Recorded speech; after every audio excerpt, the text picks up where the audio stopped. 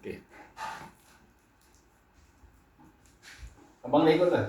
Ikut ini duduk ya. Duduk apa di atas lah. Buka Pak. Bismillahirrahmanirrahim. Assalamualaikum warahmatullahi wabarakatuh. Waalaikumsalam warahmatullahi wabarakatuh. Alhamdulillahirabbil alamin. Wassalatu wassalamu ala asyrofil anbiya'i wal mursalin sayyidina Muhammadin wa ala alihi wasallam. Alhamdulillah, pada hari ini kita bersyukur pada Allah, pertemuan yang luar biasa dari Kapolres Hulu Bapak Ustadz Haji Zainuddin SMPD, banyak jabatan beliau ini di sana nih, MUI, Menhu, pengurus DMI, LPTQ, pengurus Masjid Darun Najah, ya, Bung Darun Najah. Insya Allah kami pernah bertemu di YN, tapi yang kuatnya kita ketemu di LPTQ, MTQ tahun 2025 ya. Alhamdulillah beliau memuliakan kami di sana, ditugaskan jadi imam, kemudian ditugaskan menjadi tausiah. Dan kami pun melihat potensi ataupun kelebihan program beliau, sehingga pada hari ini niat kita adalah mengajak beliau ini, mengamanahkan pada beliau ini untuk ya mengembangkan sholawat 40 atau Zubdatul Tauhid atau sholawat 40 disusun oleh Kiai Haji Abdul Ghani Mahmud Al-Yamani. Jadi kita buka macam Al-Quran. Nah, insya Allah kita buka halaman demi halaman sebagai pengantar. Buku ini bernama Zubdatul Sholawat oleh Ustadz Syekh Haji Abdul Ghani Mahmud Al-Yamani, editor, layout, dan desain ini oleh Ustadz Ijun Mursyidi Ahmad. Beliau ini adalah guru kita sekolah di SMA Arumina. Nah, kita lembaga yang jadi pelindung daripada organisasi sholawat ini, diantaranya adalah yang bergabung di bawah yayasan kami, namanya lembaga di bawah naungan Yayasan Yunus Muhammad Pesantren Harumnya.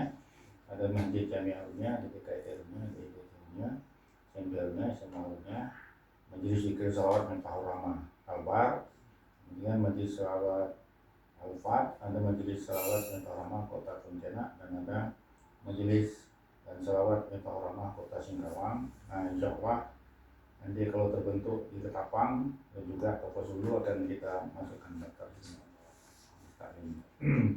Ini di bawah perlindungan, istilahnya perlindungan hukum ya. Jadi naungan organisasi sholawat kita ini berada di Yayasan Yunus Pesantren, pembinaan pesantren, tapi secara pembinaan teknisnya nanti berada di bawah Majelis Zikir Sholawat Miftahul Rahmah Kalbar. Dan sebelahnya ini Pak, foto-foto guru kita dari Usman Harapan. Ini dulu beliau ini rektor Unisba Bandung. Dia yang mensahihkan kitab ini karena beliau ini adalah tokoh nasional, ulama kaliber nasional, tapi asal orang Ketapang. Kemudian pengarang atau penulis buku ini adalah Syekh Abdul Ghani Mahmud Al-Yamani, yang kita kenal sebagai penulis ataupun penetapan waktu sholat sepanjang masa. Kemudian ini guru dari orang tua kami, Muhammad Ali Arif, ini berguru dengan Kiai Abdul Ghani Mahmud. Kemudian Haji Mahmud Syafi'i juga berguru dengan Haji Abdul Ghani Mahmud. Dan kedua guru ini adalah guru orang tua kami. Kemudian orang tua kami ini pun berguru juga dengan Kiai Abdul Ghani Mahmud. Ketika kami kemarin belajar berbaiat, ya kami juga sempat mencium tangan dari Kiai Abdul Ghani Mahmud. Dan guru-guru ini masa kecil kami masih hidup beliau ini, ya sempat kita belajar dengan Ustadz Ali Muhammad Arif, Ustadz Mahmud Syafi'i ini, dan menyaksikan kami menjadi yuri, menjadi dewan hakim. Kami lomba membaca Al-Quran di tingkat kampung sini, beliau lah di yurinya 3 tahun berturut-turut. Alhamdulillah kami tetap menjadi juara 1 oleh beliau. Ini Yunus semuanya adalah orang tua kami. Sedangkan Ustadz Ibrahim Yusuf Muhammad ini merupakan pelanjut, namun sekarang sudah almarhum dan meninggal dunia. tinggal kami lelang lanjut selanjutnya. Di sebelah ini ada foto-foto kami. Nah, ini Bang Sabri Jamil ini ya, pembina yayasan, juga ketua Rahmah Kalbar. Nanti kita banyak interaksi dengan beliau nih Pak dalam hal teknis-teknisnya. Kemudian kami sendiri sebagai ketua yayasan, ini adik-adik ini sebagai kepala sekolah, sebagai pengurus sementaranya. Ini Muhammad Arif Pak kenal kali ini dulu IAIN daripada SAG ini. Di Palela itu juga dulu IAIN nih, angkatan Bapak atau di bawah. Bapak tahun berapa di IAIN? 92. Oh 92. Hah? 92 sampai 97. Seangkatan dengan beliau tuh. Kalau saya kan tahun berapa zaman? Oh saya tahun 90 di atas kan. Kemudian ini yang tadi editor menjaga buku ini inilah Tata Yudin SPDI, Kepala SMA Islam Dunia. Beliau inilah yang menerjemahkan buku ini dari berbahasa Arab Melayu ke dalam bahasa Indonesia.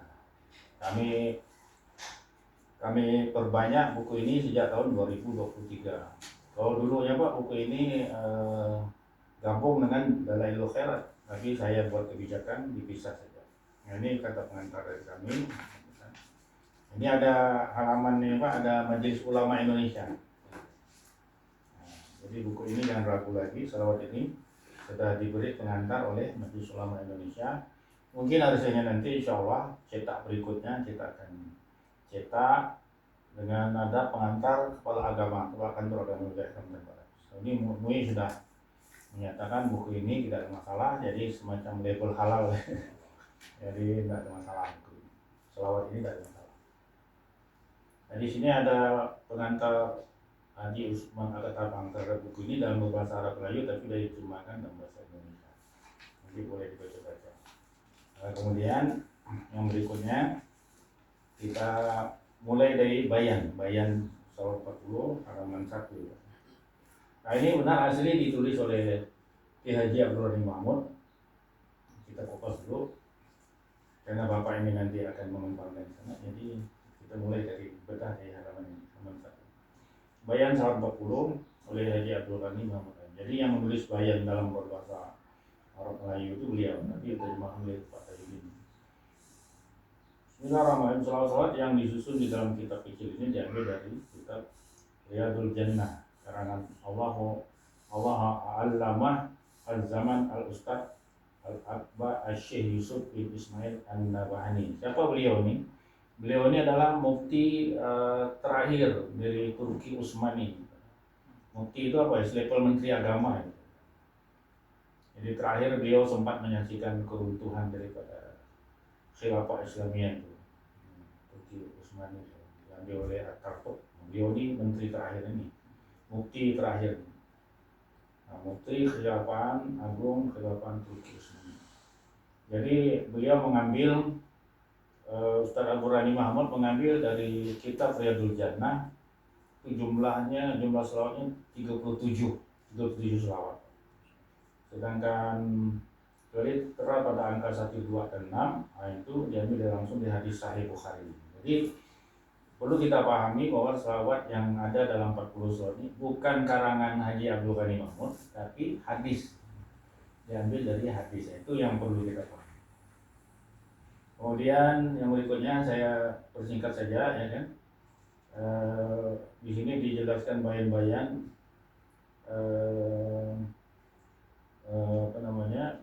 runutan daripada zikir ini dimulai dari membaca surah Al-Fatihah, ayat kursi, dan surah Al-Baqarah akhir. Nah ini fadilah-fadilahnya ada dijelaskan di halaman 1 ini.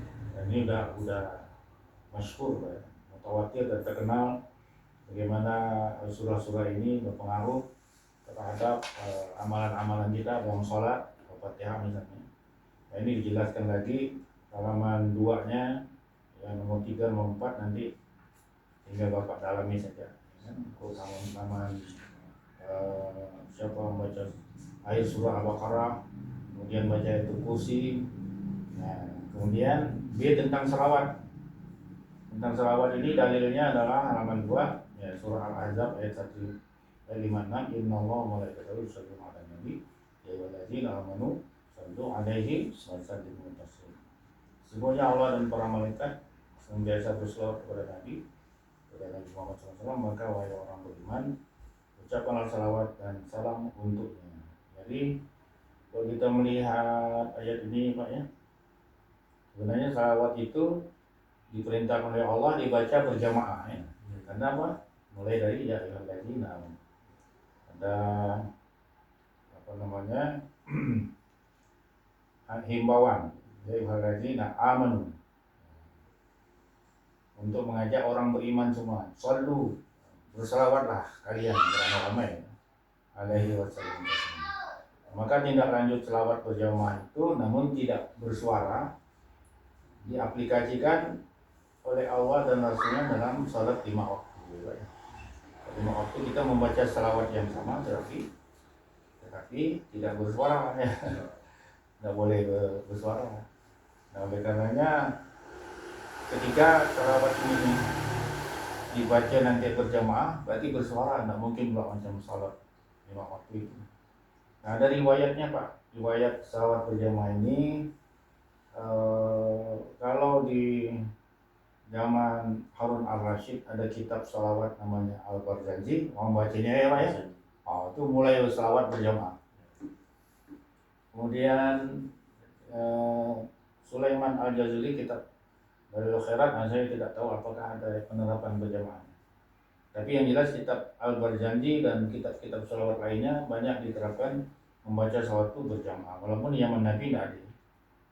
Nah, kemudian kisah salawat kita ini yang dibaca berjamaah gini Pak. Jadi orang tua kami Yunus Muhammad itu ingin membuka majelis taklim khusus salawat. Nah, oleh karena itu Ki Haji Abdul Ghani memesan pada beliau, Yunus, kalau kau membuat pengajian selawat, maka buatlah lagunya, ciptakanlah lagunya oleh ayahanda kami. Nanti kita akan lagunya. Kemudian Bapak selanjutnya pada halaman 3, selawat ini ya, sebagaimana telah sama dimaklumi bahwa selawat dari Allah itu artinya pemberian rahmat yang disertakan dengan penghormatan. Dan jadi kepada Nabi, dari malaikat artinya istighfar, yaitu permohonan ampun, sedangkan dari manusia, dari kita nih dan makhluk lainnya adalah doa, permohonan dan tadarruk, permohonan merendahkan diri. Maka alangkah mulianya orang-orang yang selalu mengucapkan salawat junjungan Nabi Muhammad SAW. Mereka melaksanakan amalan yang dilaksanakan oleh para malaikat, oleh Allah sendiri, kan? Allah sendiri berselawat. Jadi tatkala kita berselawat ini, kita bergabung dengan frekuensi atau jamaah di langit. Nah, gitu ya. Jamaah di langit ini, walaupun di sini sudah disebutkan Allah memimpin selawat, tapi secara maknawi sesungguhnya yang terjadi itu adalah karena Allah memulai selawat dan memerintahkan selawat pada para malaikat, maka sampai sekarang ini fi'il mudhari ini yusallun, Allah tetap berselawat kepada Nabi Muhammad dan diikuti oleh malaikat di langit saat ini dan sampai dunia kiamat nanti, tak pernah berhenti selawat untuk Nabi. Namun Allah juga mengajak kita, yuk berselawat. Nah, makanya saat kita berselawat itu, selawat kita dikenal diangkat oleh malaikat, ma'yal tujuban qawli bila dari naik ke langit selawat kita, dilaporkan pada Allah si bulan berselawat. Kemudian oleh Allah diantarkan kepada Nabi setiap hari Jumat. Kemudian Nabi mengenal kita, Allah mengenal kita, malaikat mengenal selawat kita, insya Allah dengan fadilah sebagai berikut. Nomor 1, man shalla alaihi wahidatan sallallahu alaihi biha asyran. Dan siapa yang berselawat untukku 1 kali, maka Allah akan berselawat untuknya 10 kali. Jadi kalau kita menyebut nama Nabi 1 kali, maka Allah menyebut nama kita 10 kali. Allahumma shalli ala Muhammad. Kemudian Allah Nabi yaumil qiyamah aksaruhum alayya salatan. Manusia yang paling utama di situ di hari kiamat nanti ada yang paling banyak salawat. Kata Rasulullah dari si kedua, aksiru alayya minal salati fi kulli yaumil jum'ah. Inna salata ummati tu'radu alayya fi kulli yaumil jum'ati. Faman kana aksaruhum alayya salatan kana aqrabahum minni manzilatan. Kebanyakan salawat kepada aku setiap hari Jumat, kata Rasulullah, sesungguhnya selawat umatku akan dibawakan padaku pada setiap hari Jumat. Maka barang siapa yang lebih banyak berselawat kepadaku, dialah yang akan dekat denganku tempatnya atau rumahnya di hari kiamat. Nah, selesai kajian tentang selawat. Nah, kemudian nomor 4 ini tentang doa-doa yang dalam selawat. Jadi doa yang ada dalam selawat ini pun Bapak kita bisa lihat di akhir ini, di akhir selawat itu di halaman 28 ya Pak ya. Nah, jadi kalau baca selawatnya nanti jangan lupa baca doa penutup ini. Jadi nama kitab ini Zubdatul Da'wah. Zubdatul Da'wah itu artinya memandangkan doa-doa ini yang kita kumandangkan ini. Jadi intinya selawat ini kita nak baca doa inilah, maka kita baca selawat gitu. Nah, kenapa demikian? Karena doa ini semuanya diambil dari hadis. Nah, pertama ini ada nomor 4, kita balik kita halaman 4. Nah, itu ya. Semua hadis yang memuat doa riwayat oleh Tirmidzi. Bagaimana saluran saya itu doa dari Nabi. Hadis dari Nabi doa itu dimuat di belakang. Kemudian nomor 5, hadis semua juga dibaca ketika perang Khandaq. Nah, ini Pak, musuh kucar-kacirnya Pak, baca doa Allah masta'alatina wa amin doatina. Ini pun bisa berlaku pada diri kita kalau banyak tekanan-tekanan psikologis, tekanan-tekanan daripada musuh-musuh kita, banyak baca doa ini, insya Allah musuh kita kucar-kacir Pak. Ini bisa diamalkan karena doa ini dipraktikkan Nabi ketika perang Khandaq. Apa yang terjadi perang Khandaq? Ya, musuh itu tanpa pertumpahan darah tapi kucar-kacir bubar kata Allah karena Nabi Muhammad mendoakan. Baik, yang berikutnya yang itu biasa saja Pak ya. Allah maafirna Warna wa taqabbal minna wa adkhilna al-jannata innaka minal muslimiin. Ya Allah, ampunilah kami, sayangilah kami, ridailah kami, terimalah persembahan kami dan masukkanlah kami ke dalam surga dan selamatkanlah kami dari api neraka. Ini biasa, ini doa aja nanti juga. Nah, ini minta kaya nih Pak, nomor 7. Allah mungkin lebih halalika wa nida faqika mansya. Ya Allah, cukupkanlah kami dengan rezeki yang halal dan perkayakanlah kami dengan fadilahmu dari yang lain. Ini kita juga yang rajin berselawat, insya Allah diberi Allah kekayaan. Bentuknya saja yang tidak dirasakan, misalnya bebas dari penyakit, sudah kaya gitu tiba ya. Mungkin hari Jumat Allah mengenal perubahan wajahnya. Ini juga doa yang diambil dari hadis. Ya Allah, semuanya hati kami dan semua anggota badan kami berada di genggamanmu, sedikit pun bukanlah milik kami, maka jika kau lakukan demikian terhadap kami, maka hendaklah engkau sendiri yang memeliharanya. Jadi kita minta kepada Allah. Nomor 9 juga bagus doanya nih, diambil dari hadis juga. Nah, baik ya, selesai ya Pak ya. Ini ada apa nih?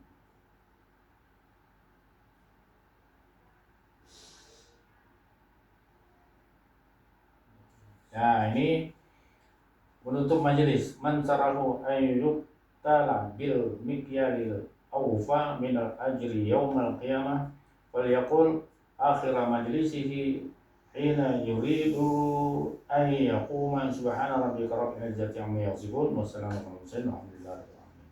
Ini kita biasa doa penutup, doa berdua ya kan. Tapi oleh Haji Nurani dinukilkan di sini, siapa yang ingin mendapatkan bagian atau sukatan yang lebih sempurna berupa pahala di akhirat, maka ucapkan apalah akhir majelis dengan ingin akhir majelis ketika ingin berdiri dengan doa Maha Suci Engkau subhanahu wa ta'ala. Nah, beliau mengakhiri tulisan ini, kata beliau adalah 16 Muharram 1378 bersamaan dengan tanggal 2 Agustus 1948. Tapi ini saya beri nama juga Jawab dari Sholawat. Dan ini jadi doa permohonan dengan seutama-utama sholawat pilihan. Jadi inti sari doa. Jadi doa yang paling inti dibaca di akhir sholawat itu memohon kepada Allah, tapi diawali dengan seutama-utama sholawat pilihan. Semoga dapat memberi faedah dan manfaat bagi muslim-muslimat. Belum ada ini Pak ya? Oh ada ya? Kopi lo gitu ya? Siap. Iya Pak. Dan ini.